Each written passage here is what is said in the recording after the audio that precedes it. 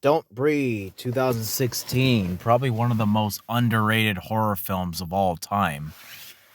Yeah, this is a movie I have been looking forward to doing a video on, as a matter of fact. And a few months ago, I've actually just got done watching the sequel, Don't Breathe 2. And I feel like, it was, while it wasn't going to win a lot more great reviews, it was a very decent sequel nonetheless. But this video is actually about the first Don't Breathe movie, as a matter of fact. I'm actually going to be explaining why I felt like it was a movie that did a great job in showcasing why no one is a good guy in this movie. Now, for those of you who've never ever heard or seen this movie before, it's technically about three intruders who break into this blind old man's home. This blind old veteran, who happens to be the image I'm using for this video, played by Stephen Lang, and they think that he's a easy target, but little do they know that this guy is hell of a lot more smarter than he looks.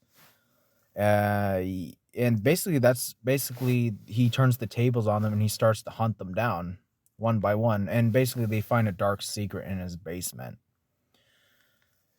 So yeah, I that's basically the quick synopsis of Don't Breathe. The first Don't Breathe that was released in 2016, which was followed up by a sequel in 2021, which was last year.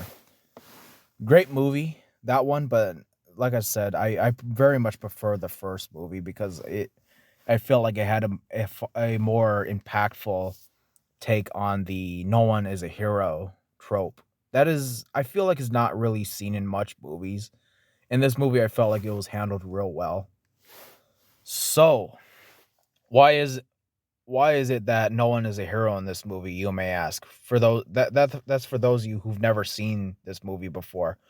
Well, for the intruders, for the intruders, one of them, who's played by Jane Levi, and the the actor who played Clay in 13 Reasons Why. I'm sorry, I don't know the other two guys' names. Forgive me on that, but yeah, they're portrayed as youngsters who break into this old man's home to kind of get their hands on the, I believe, $30,000 settlement this old man got from the drunk driver that killed his daughter.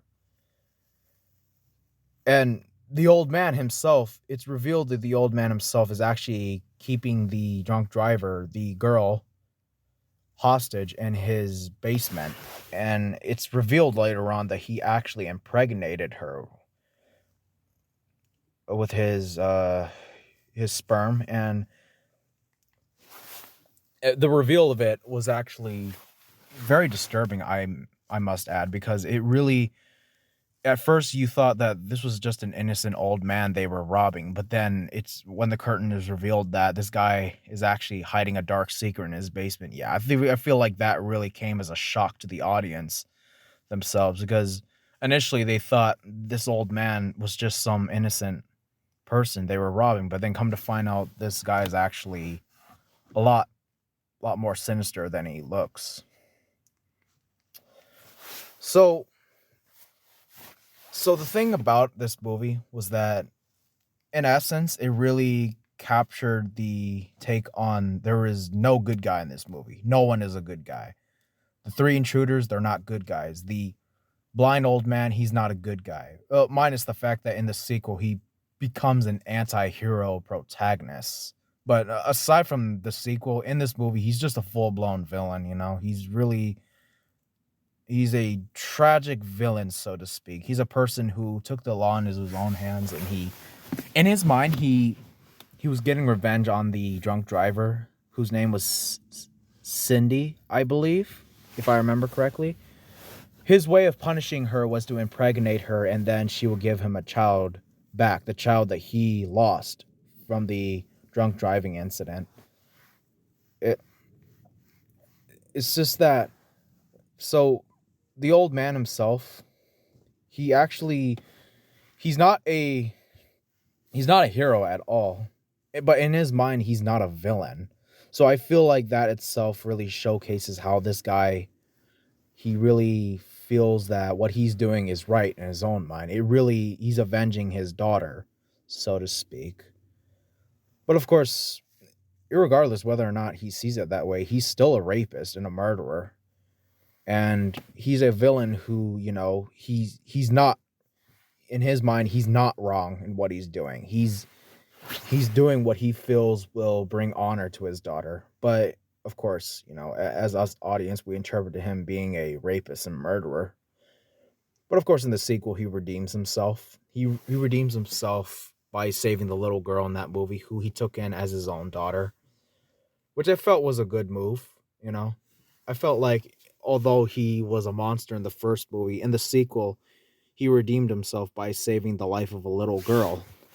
I really felt that itself alone really gave so much meaning to the character himself. I mean, he was a bad man in the first movie, but in the sequel, he turned out to be a better person and eventually just saved the little girl, which, needless to say, redeemed him.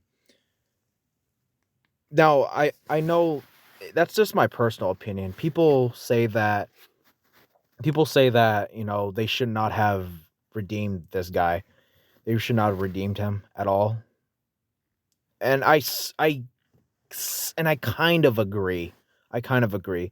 But when you think about this guy, he's been blind since the war in, I believe, Iraq for 20 something years. He's been blind for so long that I feel like if that wasn't bad enough and his daughter dying, I felt like that really made him descend more into insanity. It really made him a lot more unhinged than he was before.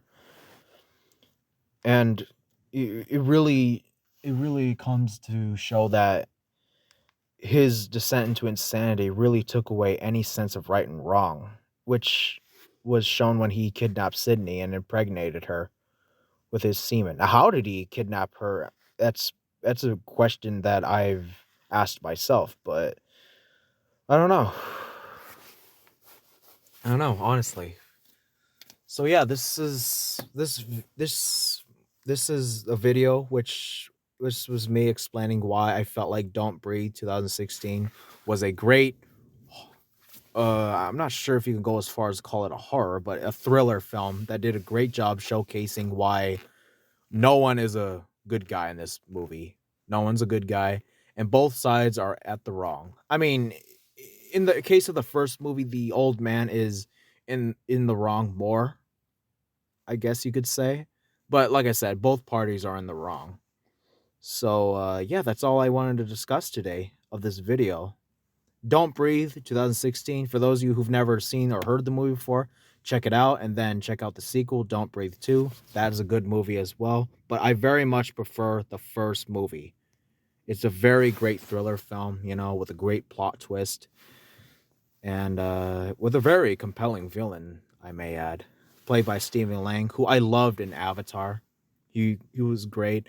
And speaking of Avatar, I'm actually excited for the second Avatar movie, which hasn't been released in a very long time, but I feel like it's going to be released in this year or probably next year, if I'm correct.